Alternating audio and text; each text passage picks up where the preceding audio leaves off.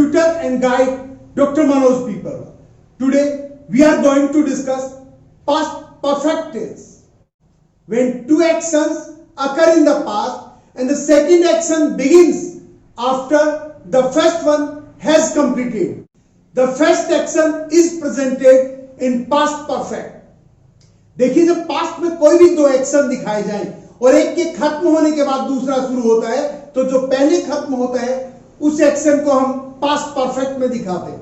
जो past perfect के Hindi sentences होते हैं वो चुका था, चुकी थी, चुके थे, इन वाक्यांश से खत्म होते हैं। जब हम इंग्लिश सेंटेंसेस की बात करते हैं तो उनका स्ट्रक्चर कुछ इस प्रकार बनता है। सी, अफर्मेटिव सेंटेंसेस जो होते हैं उनमें सब्जेक्ट के बाद हेड प्लस थर्ड फॉर्म लगाई जाती है, ऑब्जेक्ट के बाद एडवर्ब वगैरह जो ऐड करना होता है उसे ऐड कर दिया जाता है।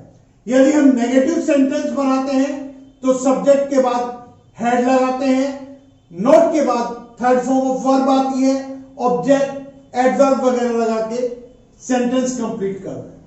यदि हम इंटरोगेटिव सेंटेंस की बात करते हैं तो हेड को सब्जेक्ट से पहले लाया जाता है, थर्ड फॉर्म प्लस ऑब्जेक्ट रखा जाता है, एडवर्ब वगैरह जो भी लगी हो वो लगाकर एंड में क्वेश्चन मार्क लगा दिया जाता है। यदि क्वेश्चन WH वर्ड से शुरू करना हो तो सबसे पहले WH वर्ड रखते हैं, हेड को सब्जेक्ट से पहले रखा जाता है, थर्ड फॉर्म प्लस ऑब्जेक्ट लगा दिया जाता है, एडवर्ब वगैरह जो भी ऐड करनी हो वो करके एंड में क्वेश्चन मार्क लगा देते हैं। यदि इंटरोगेटिव सेंटेंस में नोट भी लगाना हो तो सब्जेक्ट के बाद लगाया जाता है। जनरली देखिए, पास्ट परफेक्ट टेंस को कभी भी अकेला नहीं दिखाया जाता है। बिफोर और आफ्टर की हेल्प से उसे पास्ट इंडेफिनिट के साथ जोड़कर दिखाया जाता है। पास्ट में भी एक एक्शन कंप्लीट होने के बाद दूसरा एक्शन शुरू हो तो पहले कंप्लीट होने वाले सेंटेंस को हम पास्ट परफेक्ट से और बाद में होने वाले सेंटेंस को पास्ट इंडेफिनिट से दिखाते हैं। बिफोर से दोनों सेंटेंस जुड़ते हैं तो बिफोर के पहले पास्ट परफेक्ट और बाद में पास्ट इंडेफिनिट आता है, और आफ्टर से दो सेंटेंस है तो आफ्टर के बाद पास्ट परफेक्ट आता है और दूसरा सेंटेंस पास्ट इंडेफिनिट का आता है। हम चाहें तो इस पास्ट इंडेफिनिट सेंटेंस के बाद आफ्टर जोड़कर उसके बाद हेड प्लस थर्ड फॉर्म वाला यानी कि पास्ट परफेक्ट वाला सेंटेंस जमा सकते हैं। देखिए, पास्ट के दो एक्शंस को यदि बिफोर या आफ्टर से जोड़ा जाता है तो बिफोर से पहले पास्ट परफेक्ट आता है और आफ्टर के बाद पास्ट परफेक्ट का यूज किया जाता है। नोट विशेष देखिए, if before and after is followed by blank space we use first form plus ING. यदि ब्लैंक स्पेस बिफोर और आफ्टर के ठीक बाद दे रखा हो तो फर्स्ट फॉर्म आईएनजी का यूज होता है।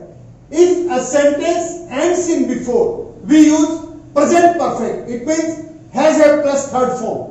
यदि किसी सेंटेंस के एंड में बिफोर आता है तो उसमें प्रेजेंट परफेक्ट आता है यानी कि हैज हैव के साथ थर्ड फॉर्म का यूज होता है।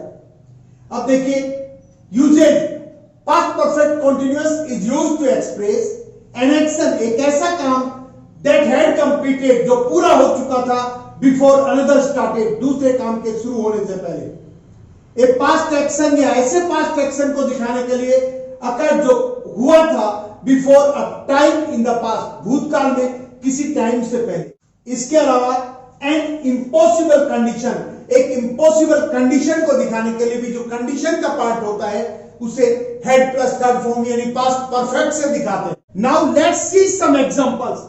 आई went to bed after I blank space my work. देखिए, आफ्टर के एक तरफ पास्ट इंडेफिनिट यानी सेकंड फॉर्म है तो आफ्टर के बाद वाले पार्ट में पास्ट परफेक्ट यानी हेड प्लस थर्ड फॉर्म आएगी और हम यूज करेंगे हेड और third form of finishes finished. See the next one. The boy blank space before the doctor came. Before के बाद में came second form यानी कि past indefinite है तो पहले वाले पार्ट में past perfect यानी head plus third form आएगा, head, और third form of die is died. See the next one. She blank space me her name after he had left.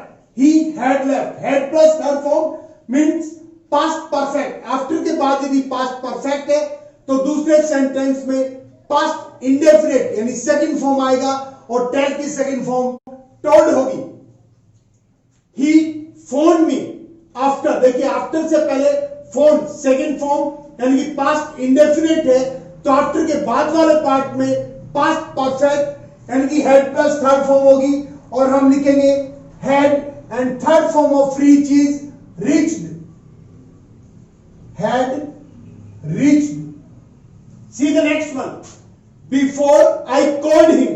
Before के बाद वाले पार्ट में यदि सेकंड फॉर्म यानी कि पास्ट इंडेफिनिट है तो अगला जो पार्ट है उसमें हम had plus third form use करेंगे. हम लिखेंगे had and third form of jump is jumped, J-U-M-P-E-D, jumped. See the next one.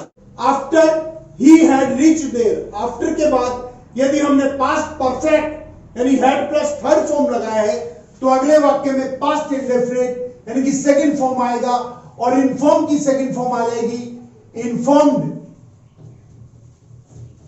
See the next one. He left for school after. देखिए आफ्टर से पहले लेफ्ट यानी कि सेकंड फॉर्म यूज की गई है, तो आफ्टर के बाद यदि सेंटेंस और सब्जेक्ट से शुरू तो हम पास्ट परफेक्ट यानी कि हैड प्लस थर्ड फॉर्म का यूज करेंगे. लेकिन मैंने बताया था कि यदि आफ्टर और बिफोर के जस्ट बाद ब्लैंक स्पेस हो तो ये प्रीपोजिशन की तरह काम करता है और उसके बाद फर्स्ट फॉर्म आईएनजी आता है और टेक में आईएनजी लगाएंगे तो टेकिंग आ जाएगा. See the next one.